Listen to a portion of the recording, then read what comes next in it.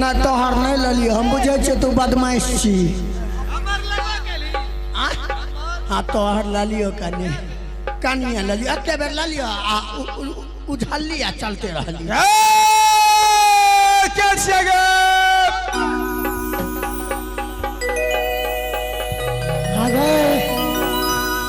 लगे छे रखबारवा याद करे। अरे अब तो छिट्टा लोग भागवे तो पकड़िए लेते। विनोबा नगर के गजेरी छोड़ा सब हल्ला पड़े छे।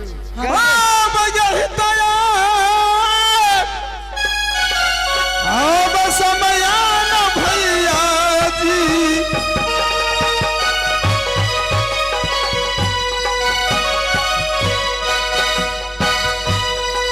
बालराम यैगो मरमान हो चालिया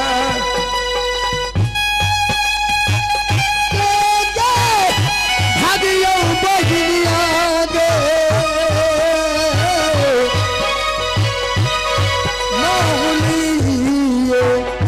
बचिया से गई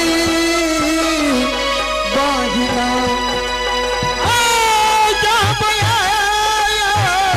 भजन भैया जी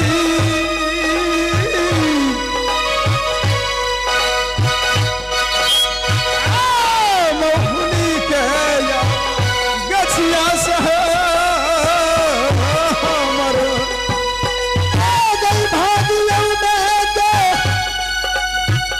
भागियो बहिनिया गई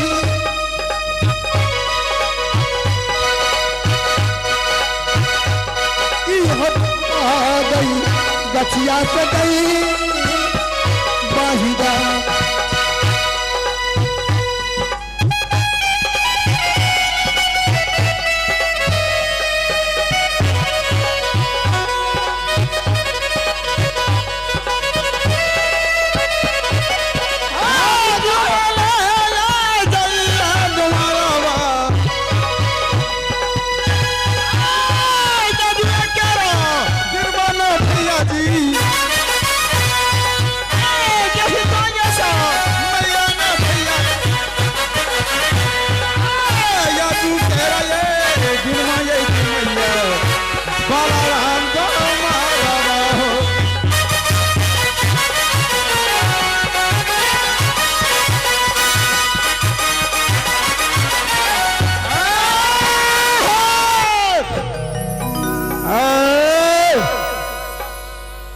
महीना से परेशान है भैया हम, लेकिन आज सती केवली से अभी तक हमको मुलाकात नहीं हुआ है।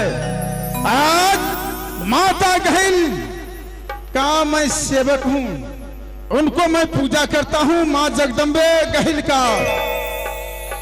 आज माता गहिल सपना दिया, देखो बेटा बालाराम तुम सती केवली के लिए इतना परेशान हुआ है, सती केवली वैसे नहीं मिलेगा, जाओ तुम महली गाछी, वहां पर सखी सहेली के साथ महली गाछी में सती केवली अवश्य मिल जाएगी। मैं महली गाछी पहुंच गया हूं भैया, आज सती केवली को खोजते हैं, मिल गई हरमजादी से क्या नहीं छोड़ गया। मुझे ही तो अब समय तुम्हारा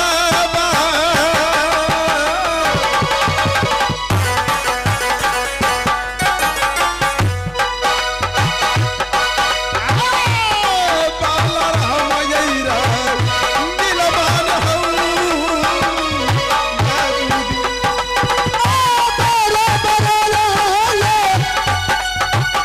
बतिया बगिया गई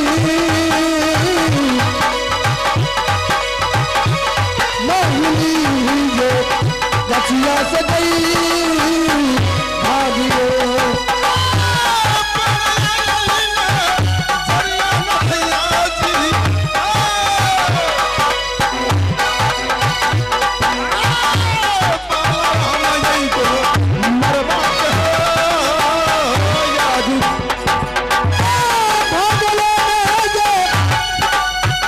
चलिए बगिया गई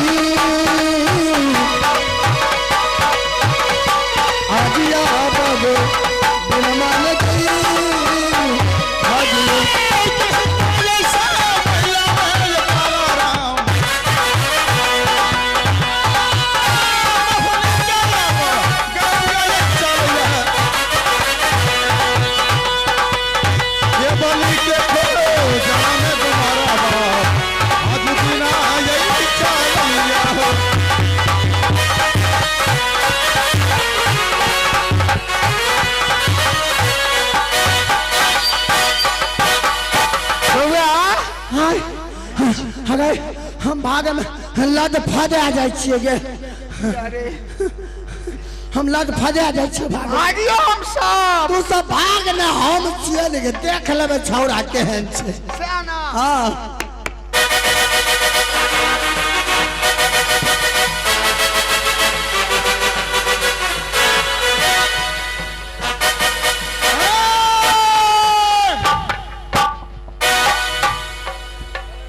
अरे कौन है तूने?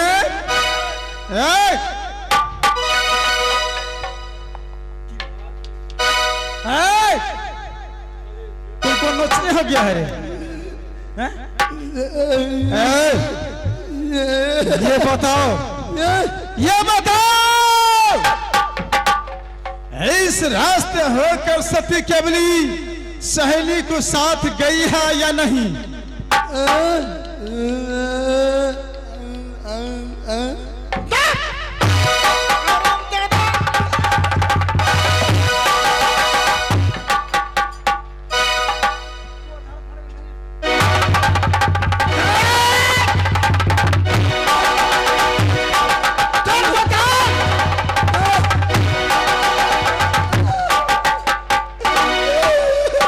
सती केवली की देखा है या नहीं?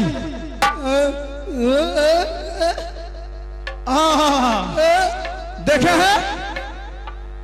5 ठो इधर गई है इधर। अरे हरामजादी सती केवली तुम इधर कहाँ जा रही है? तुम इधर कहाँ जा रही है?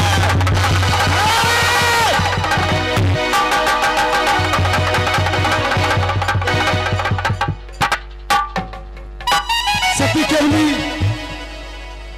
तुम्हारे लिए बालाराम डोम आज 6 महीने से परेशान हो चुका है, लेकिन तुम जाओगी कहाँ? आज ये बालाराम डमरवा छोड़ेगा तुमको कहाँ? तुम जाओगी कहाँ?